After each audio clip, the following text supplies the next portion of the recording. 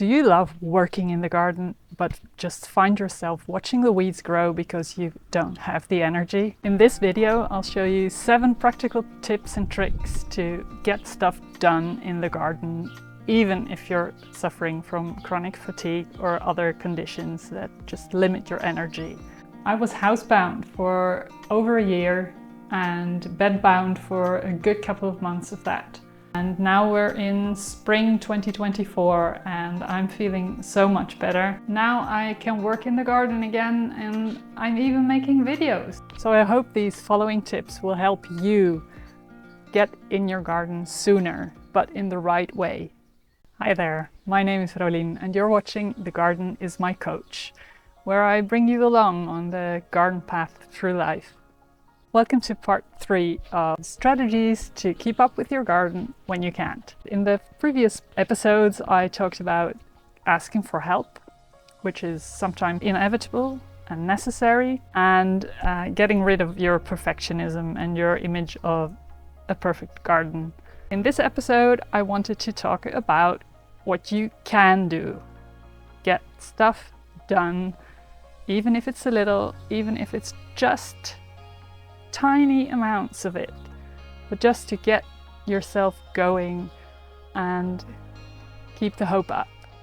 Now, I want to remind you that I am not a doctor, so I'm not giving medical advice. I'm just sharing my personal experience and I hope to inspire you with it. But if you have serious medical conditions, please consult a specialist or any other medical professional.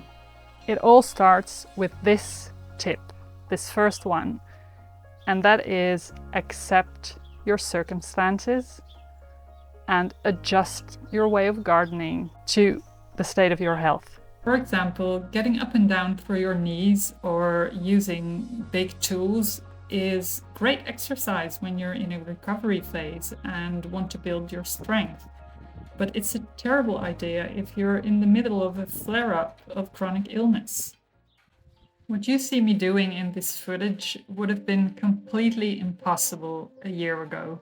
I have been bedbound or housebound for over a year with long COVID. I found it so difficult to adjust to my situation and to accept that I could not move and do the things in the garden like I was used to. I found it mentally and psychologically really hard to adjust to my situation, and I was holding myself back, and that's really a pity. Had I thought of these tips sooner, or had I known about them, I would have been able to enjoy my garden sooner. Tip number 2, sit down.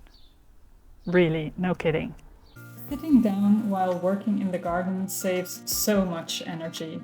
It puts a lot less strain on your muscles in your legs and your back compared to bending over or squatting.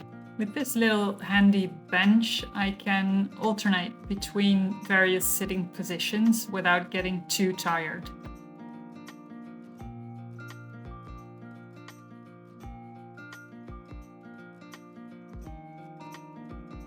And also sit down to take a break, take a drink, and just enjoy your garden.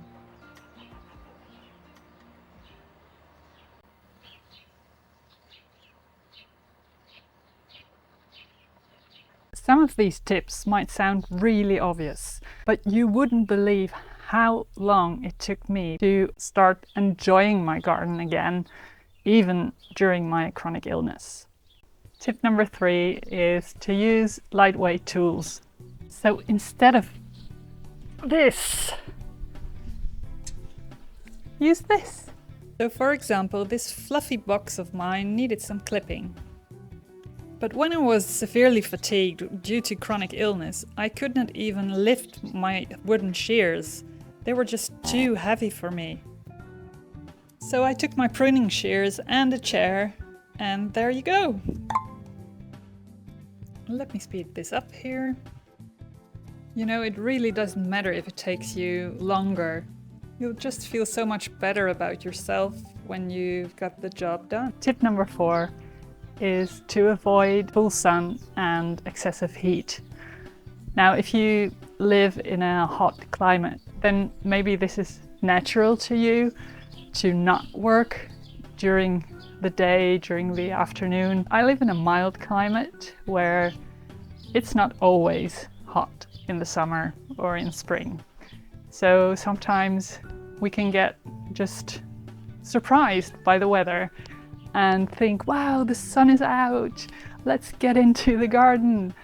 And then to find out that it's way too hot and that costs so much energy. It's exhausting to be in heat and let alone work in the full sun. So just be wise and choose for the early morning or the early evening or even later evening if it's still daylight outside. Tip number 5 is to focus on the lighter tasks, like watering some little plants or sowing some seeds, deadheading spent flowers with the just lightweight snips. Anything you can do without great effort.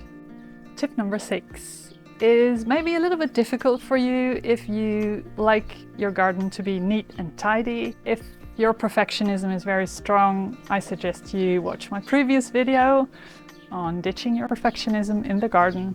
This tip is actually very helpful because it saves a lot of time and work, and that is the chop and drop method, which simply means that if you are deadheading some spent flowers or doing some light pruning, you just let the clippings fall on the ground, and maybe you shovel it a little bit underneath the plants to be less visible, but they will decompose there and send lots of good nutrients back into the soil to feed your plants.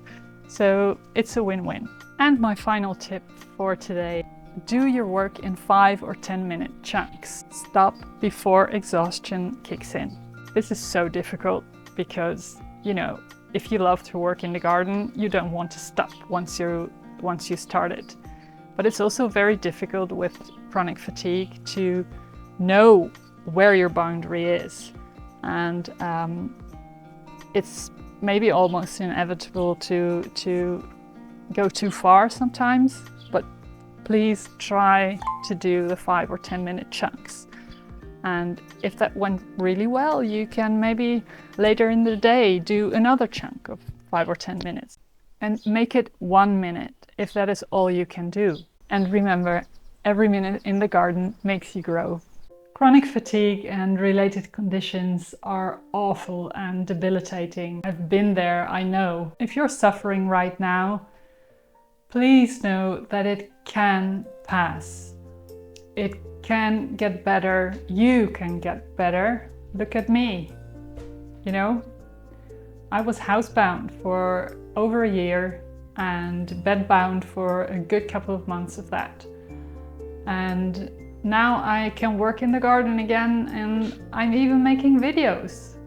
If you're lucky enough to have a garden or any green outdoor space, it can actually help you get through this challenging phase. Try to see gardening not as the impossible task that it seems sometimes, but as the healing experience that it can be.